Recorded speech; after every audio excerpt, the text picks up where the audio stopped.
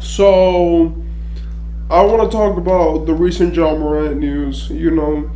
I think the finals, it's going to be hard to make a video every day about them because since they're so consistent and we only get a game every 2 days, I don't want to start making videos just to be redundant. So I think that if there's a day where I can't make a video because I'm gonna be saying something again, then I'll either make a video on something totally not related to the finals, right? Maybe like a historic event. I have a lot of videos which I still need to make about like Michael Jordan, the 90s, the 80s, the 60s, but those will come, especially this off season where I do have something planned for the future. But for right now, I do believe that I do need to keep talking about current basketball since it hasn't stopped. And the best thing to talk about right now is the John Morant case. I don't know if you guys saw what Adam Silver said, but he basically said that if everything keeps going the way that it's going, then like John Morant, it's much worse than we think. That they found more information than what we believe was there, and that they're gonna announce it after the finals because it would create a fuzz, and they want people to focus on the finals and the competition. Now that tells me three things. First, it's that the new information that they got is bad, and it's something that could actually affect John Morant's career. The second thing is that the league doesn't want to take attention away from the finals, right? Which means that this would be such a big case comparatively to the finals that it could probably take away spotlight from the biggest event in basketball, and that's very impactful considering the circumstances. And third, and I will expand on all these topics, and third, it's that John Morant may be out of the league, and what is he doing to fix it? Now, first, I want to say that shout out to, the league for investigating and keeping an eye on this dude. I believe that what he did is really distasteful. Like, look, I understand culture, black culture, and how that has influenced him, but in my opinion, when you start getting into criminal activities, right? When you are a multimillionaire who made it out of a bad place, right? Or at least how he sings the songs which say that. And in my opinion, that we have to look at him as this is him who's doing these actions. He's a grown man. So if we are going to talk about him, then we need to talk to him about as a grown ass man. I know a lot of people don't like to talk about him like he is. They like to talk to him about he's a kid, like, oh, teach him. No, he's a man. He makes $30 million, $40 million a year, right? He has a full max extension, and he has made the playoffs and is getting media coverage every single time that he plays, and he's getting TV games in Memphis. So all this needs to stop. Let's treat John Morant like a man, like a player, and like a professional. Second, I do believe that we need to talk about what did the NBA find? What it could be so impactful to this case that the NBA has to say, no, we're not saying it until the finals to say that. Something that I saw which was really interesting was a video from All Hell B-Ball. Shout out to All Hell B-Ball. Go check him out. He makes great content. Which said that basically one of the biggest pieces that happened now was that after this new John Morant media tour, he said that he was in therapy and that he was getting better. And he went out publicly and said that it was just a mistake. He did the biggest thing, which was that he stopped following his friend D-Thang, if I'm getting the name correctly. And basically, he said, All Hell Bebo, I'm saying, said that was like his best friend, his biggest supporter, and the person who was mostly influencing him to that part of life. And unfollowing him, is like a step forward for him, which I believe is something good. He should have probably done that sooner, but in my opinion, it's pretty awesome, right?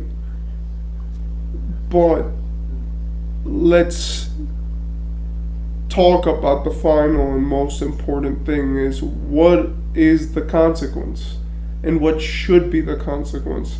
Maybe a season, half a season. I mean, I know when Gilbert Arenas did it, when he brought a gun to a locker room, they gave him half a season, right? So, are we giving him the same treatment? Is it harder because it's a repeated offense, and is it harder because first it was online, so everyone saw you with the gun? Is it more antics like the Pacers, Red Beam, and the strip club footage? Does all of that, is it one big suspension for everything, or is it going to be specifically for the guns?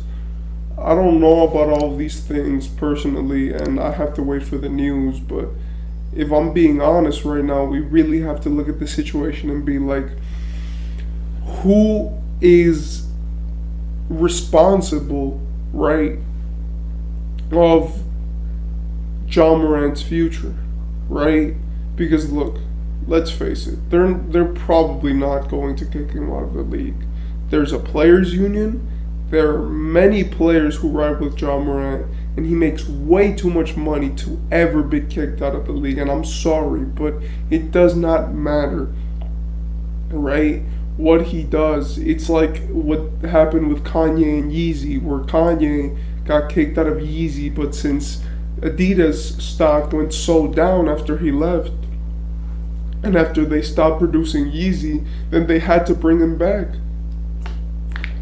So another real question is, yes, they're probably not going to kick him out of the league because he has a guaranteed contract. So even if you would want to phase him out of the league, right, it would still be hard. Second, he's in his prime. And third, he sells tickets. There's going to be a lot of people who don't know about this gun incident because now, let's face it, superstars are not like they were in the 2000s. In the 2000s, you were a superstar. You were the biggest thing in the world. Everyone knew everything that you were doing. That's why before, guys like Shaq and Kobe had to move so right, because if they were doing something on the hand, people would know, right? Like, stories before became much bigger. Now they just stay on Instagram, and most people don't find out. Like 90% of NBA fans are just going to be wondering what happened to John Morant, and they're not even going to know. Finally, something that I want to talk about, which I've been wanting to say, is, can the league keep going like this? Like, yes, things may not be as big as they were before, but let's face it, Adam Silver's soft. He's pretty soft. Like, and I'm not saying you gotta be David Stern, but David Stern did wonders for the league when he was the GM.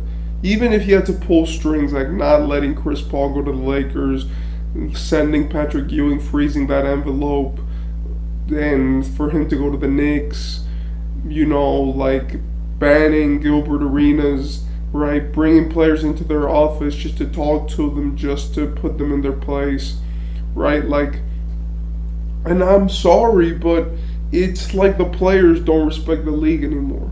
The best things that they've done recently is like legalize marijuana for players because, like that was never really an issue for players, and players were doing it anyway, so legalizing it just made it another hassle, so like guys like J.R. Smith walked so Brandon Ingram could run, right? And doing things like that, I love the play-in tournament, and I love his ideas, but in my opinion, there needs to be something which makes the league brighter. Like, the superstars are not getting marketed the way that they should be. Like, where are the superstars in the Lakers, in the Celtics? Like, I'm sorry, and it's not to throw shade, but like when David Stern was in power, there was always a superstar in Los Angeles, Boston, Miami. And I'm not saying that, of course, there should be a superstar in the big cities because small cities deserve their chance too, but let's face it, we all want the league to grow. And in America, it's harder to get fans to be retained. Like European fans, Asian fans, they love the game. They're savants. They love watching it. They love NBA basketball. But Americans are not that interested. And in my opinion, that's a big problem. And when your American star, who is going to come up and be the next big thing, who you're hoping is now one of the top 5 players in the league because Jason Tatum is now marketable and LeBron James is too old and Stephen Curry only has like 3 years left, is going and showing guns, then you need to set an example of him because Europeans are running the game right and they're doing phenomenally at it. And it's beautiful what they're doing. So, in my opinion, there really needs to be something done because there's no way that a superstar in the league has this type of behavior, right? Like, yes, you could do like Luka where you go smoke or drink, but do that in your own time in the off season apart from the NBA. Do whatever you want. They're not going to drug test you for that. It doesn't matter. But why is it that we get one star who came into the league who's young, right?